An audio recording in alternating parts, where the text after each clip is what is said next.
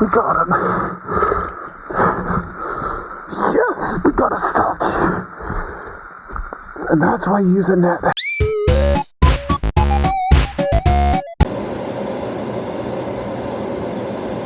Alright, my dudes, so we done caught a huge rainbow. I mean, stocky, but still pretty big fish. So we are gonna do a cooking of that. First things first, we're gonna cook a little bit of bacon so that we can get the grease, because we need the bacon grease. Bacon grease is an important staple in these cooking. Through the power of editing, we will get this all cut up nice. Now, cast irons are non-stick. I'm adding some butter to this just because we're going to use the grease left over to make a cornbread, and I like the way it tastes when there's butter mixed with the bacon, so I'm actually going to add a little more, and whatever grease is left over will get used for other things, so it's not like I'm just doing this for no reason. You don't have to use butter. You can really cook in whatever you want. Again, cast iron's not stick, so you could literally just cook the bacon as is. This is just how I like to do it. I'm gonna peel this here garlic. That should not be that close to the burner.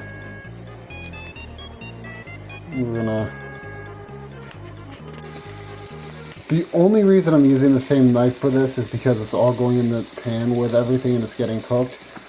I'm cooking I'm cutting the garlic stems with the garlic.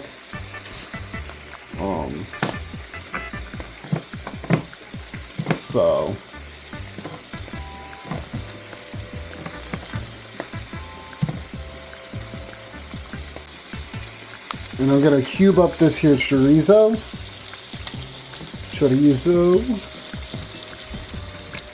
If you don't know what this is, it's just a Spanish sausage, Hispanic thing. I like it. Some people do, some people don't. Not your thing, that's totally cool. This is just what I'm doing. There's so many things you can do.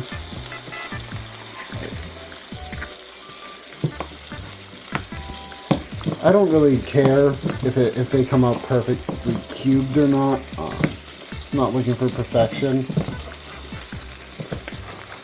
So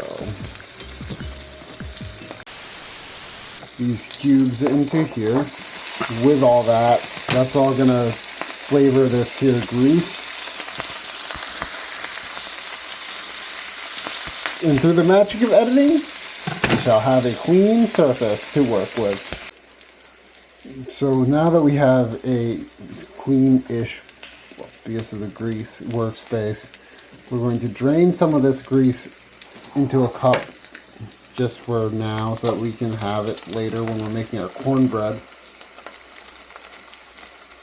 We're going to need about 2 tablespoons. That's more than that, but still. Yeah, that should be more than enough.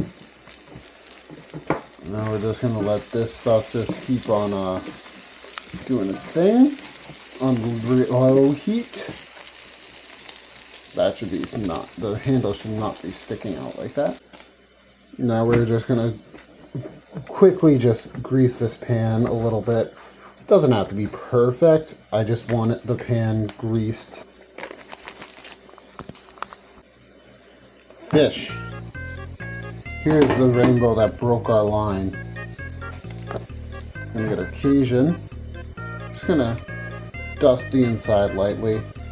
Yes, I cook the fish whole. I like to do it that way. I've always liked to do it that way. That's just my preference.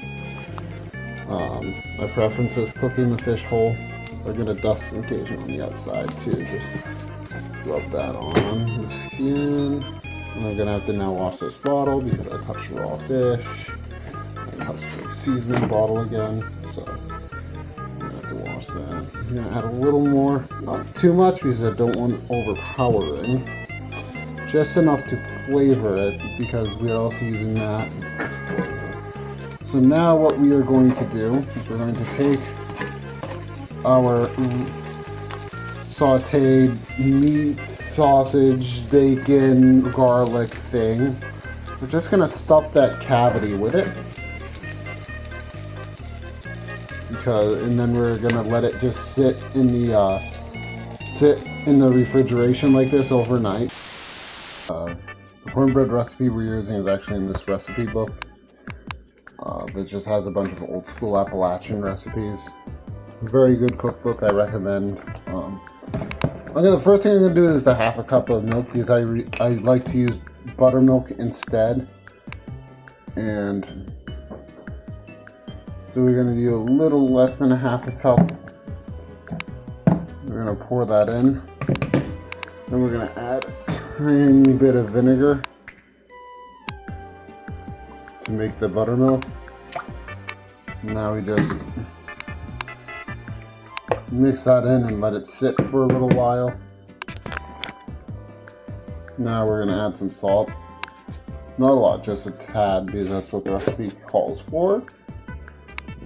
Even though I'm changing it a little bit. Now we're going to do 6 tablespoons of flour. So you can do that.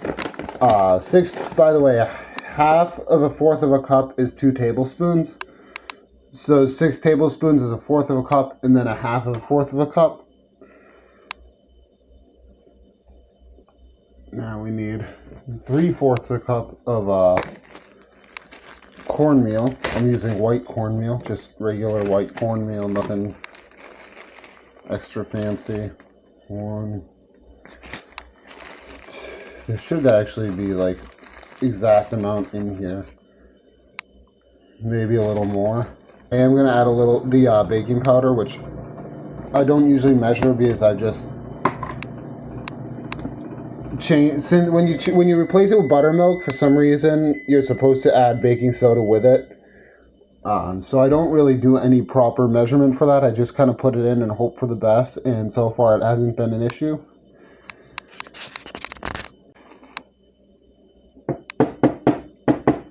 And then we do 1 egg and we beat said egg.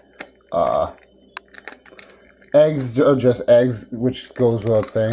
I've never had an egg not want to open like that, but I buy eggs from my coworker who has chickens, and her eggs are honestly the best eggs I've ever had. They have all the nutrients they need, space, all that. So, and here comes the 2 tablespoons of fat that we saved. Again, half of a fourth of a cup. So that might have been a little bit more than we needed, but that's okay. Now we just mix it until it's combined. Maybe a little extra, depending on what we want for consistency. But generally speaking, this is fine. It doesn't make a huge lot. So we're going to preheat the oven for 425. If it doesn't work for you, so be it. You do you. I have my own weird methods of doing stuff, so I get it. Everyone has their own weird methods, but this is the method I do. Now we just try to kind of flatten it in here. That means we are preheated. Fish will go in the second the cornbread comes out, and I change the temperature from 425 to 350. The other pan is just the bass I'm preparing to make soup with. So now we're changing the temperature to 350 because the timer is about to go off, so we can take the cornbread out of the oven.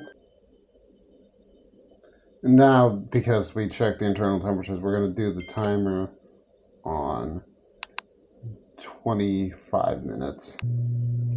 We have quickly laid some strips of bacon across the top of the fish after we flipped it over on the pan to protect the meat from drying out, because it's almost done We're going to put it back in until the bacon's cooked. Put the bacon off, let it finish up. Now, I'm going to let that cool off. We're going to cook an egg.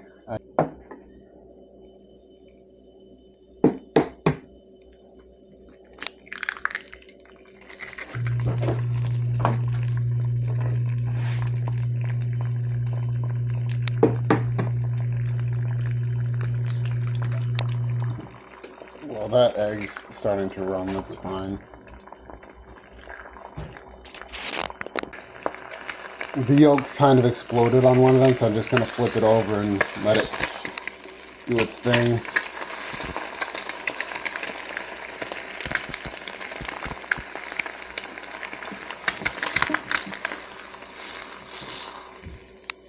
Now we flip that and come over here. Put that on the plate. Plop it down. Now we take some fish. Well, I already put it on the plate, but now this. That's what I call a breakfast.